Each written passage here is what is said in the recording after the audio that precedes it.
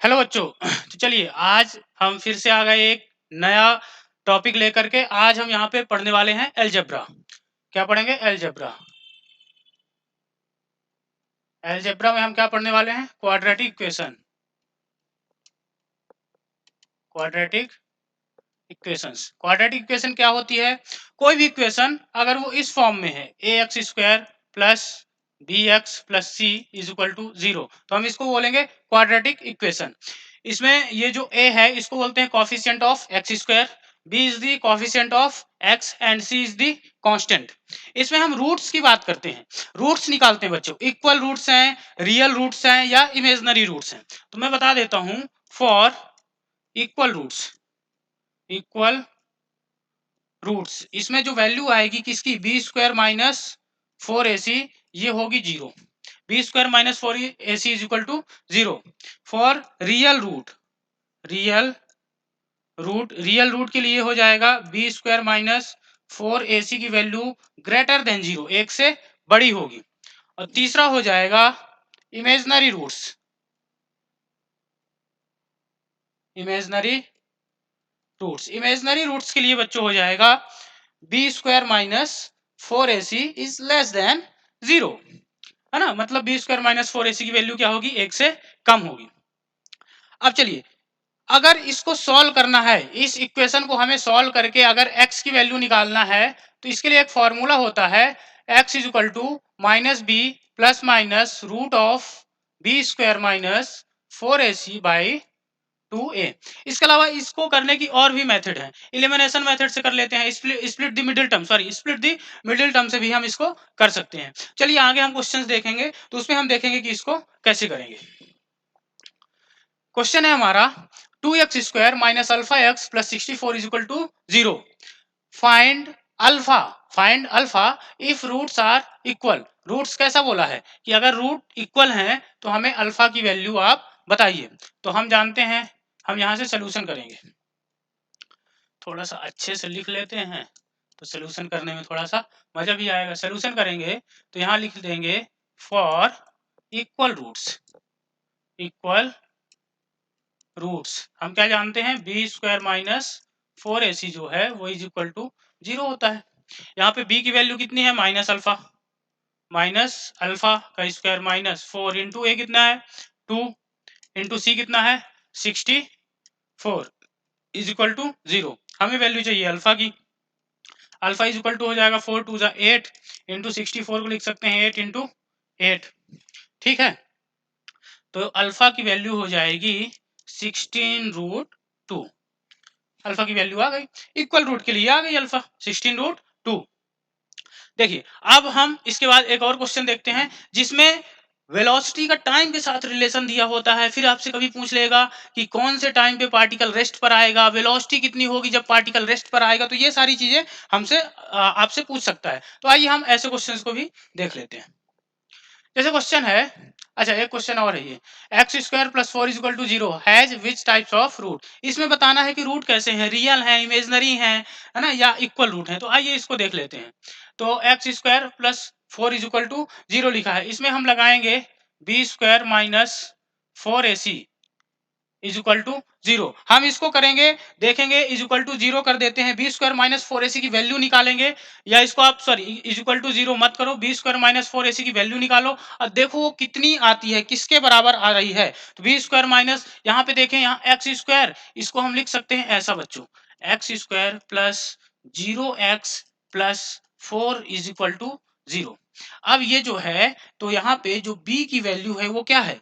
0 है। b की value क्या है? 0 है। जब हम रखेंगे 0 का स्क्वायर माइनस 4 इंटू ए कितना है? 1 है, इंटू सी कितना है? 4 है, इज इक्वल टू 0। तो ये हो जाएगा 4 4 जा माइनस 16। तो ये जो बी स्क्वायर माइनस 4ac आ रहा है, बी स्क्वायर माइनस 4ac की जो वैल्यू आ रही है that is minus 16, that is less than 0। ये लेस देन 0 है। तो जब बी स्क्वायर माइनस 4ac की वैल्यू लेस देन 0 होती है बच्चों, तो वो रूट्स कैसे होते हैं? इमेजनरी। तो रूट्स आर इमेजनरी, यहां पे लिख देंगे ऐसे, रूट्स आर इमेजनरी। कैसे रूट्स होंगे? इमेजनरी रूट्स होंगे।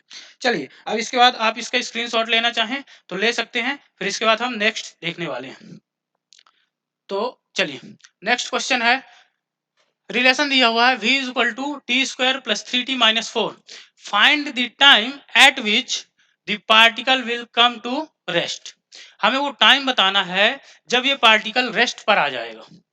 तो इसके लिए हमें एक रिलेशन दिया हुआ है, तो हम इसको लिख लेते हैं v is equal to t square plus 3t minus 4।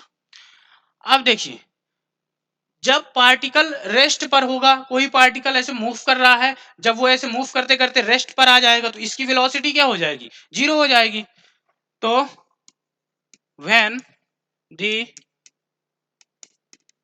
Particle come to rest, its velocity क्या हो जाएगी, v इज इक्वल टू 0। इसको 0 के बराबर करेंगे तो ये हो जाएगा t square plus 3t minus 4 is equal to 0। बन गई quadratic equation.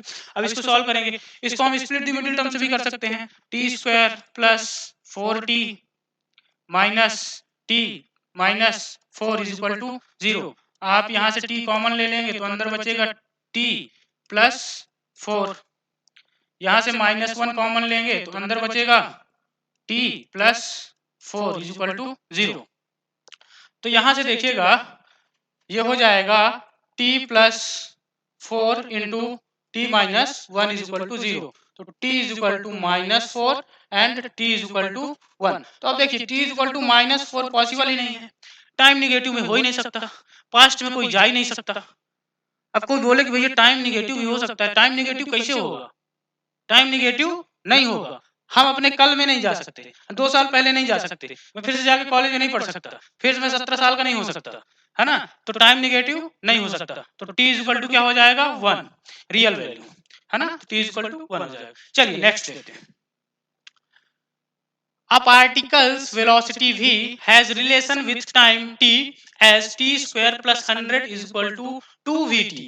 Find minimum possible value of velocity. Velocity की मिनिमम पॉसिबल वैल्यू बताना है कि इससे कम नहीं हो सकती है। तो मिनिमम पॉसिबल वैल्यू के लिए क्या करेंगे, देखिए अब इसका जो रिलेशन टाइम के साथ है, तो टाइम को मैंने अभी बताया कि टाइम रियल क्वांटिटी है। टाइम कैसी क्वांटिटी है, रियल क्वांटिटी है, टाइम 0 नहीं हो सकता है। तो इसके जो रूट्स होंगे वो कैसे होंगे, रियल रूट्स होंगे। इस जो इक्वेशन के रूट निकलेंगे वो रूट कैसे निकलेंगे, रियल रूट निकलेंगे। क्यों, क्योंकि टाइम की वैल्यू क्या है, टाइम रियल है, टाइम की वैल्यू 0 हो ही नहीं सकती है ना। तो ये कैसे रूट्स होंगे, इसमें रियल रूट्स होंगे। कैसे रूट्स होंगे, रियल रूट्स होंगे, रियल रूट्स होंगे। रियल रूट्स की कंडीशन हमें पता है, b square minus 4ac is equal to 0। अब देखिए ये इक्वेशन उठाइए, ये लिखा हुआ है टी स्क्वायर प्लस 100, 2vt को इधर लाएंगे तो -2vt इज इक्वल टू 0। अब अगर हम यहाँ पे देखें तो हमें b चाहिए, b कितना है, b होता है कोफिशिएंट ऑफ x। तो ये इक्वेशन t में है, तो इसका जो कोफिशिएंट यानी 2v हो जाएगा क्या, b। तो -2v का स्क्वायर -4 इंटू a की वैल्यू 1 इंटू c की वैल्यू है 100 इज इक्वल टू 0। अब देखिए ये हो जाएगा 4v square -4 into 100 is equal to 0। दोनों से 4 कॉमन ले लीजिए और उधर भेज दीजिए तो 0 हो जाएगा। फिर बचेगा यहाँ पे v square -100 is equal to 0, v square is equal to 100, v square is equal to 100। Sorry मैंने ये रियल रूट्स है, रियल रूट्स के लिए बच्चों ये जो v स्क्वायर -4ac होता है वो होता है ग्रेटर देन, मैंने अभी पीछे आपको बताया था क्या होता है, ग्रेटर देन होता है। तो ये जो वैल्यू आएगी ये क्या आएगी, ग्रेटर देन आएगी। इक्वल का साइन होता है बच्चों इक्वल रूट्स के लिए, किसके लिए होता है, इक्वल रूट्स के लिए। तो इसको कर लेंगे ग्रेटर देन, क्या होती है, ग्रेटर देन होती है ना ये। तो ये हो जाएगी v square is equal to greater than और इक्वल टू 100। तो v की वैल्यू निकालेंगे, ये हो जाएगी +-10, ग्रेटर देन +-10। ये जो v की वैल्यू है ये मिनिमम है, इससे ज्यादा ही होगी, 10 से ज्यादा ही होगी, 10 से कम नहीं हो सकती, 10 से ज्यादा ही होगी। तो ये मिनिमम पॉसिबल वैल्यू है वेलोसिटी की, है ना। तो ये हो जाएगा रियल रूट्स के लिए b स्क्वायर -4ac क्या होता है, ग्रेटर देन 0 होता है। चलिए ये था हमारा क्वेश्चन। आज के लिए हम इतना ही करते हैं, फिर मिलते हैं नेक्स्ट वीडियो के साथ, नेक्स्ट टॉपिक के साथ। Okay, thank you.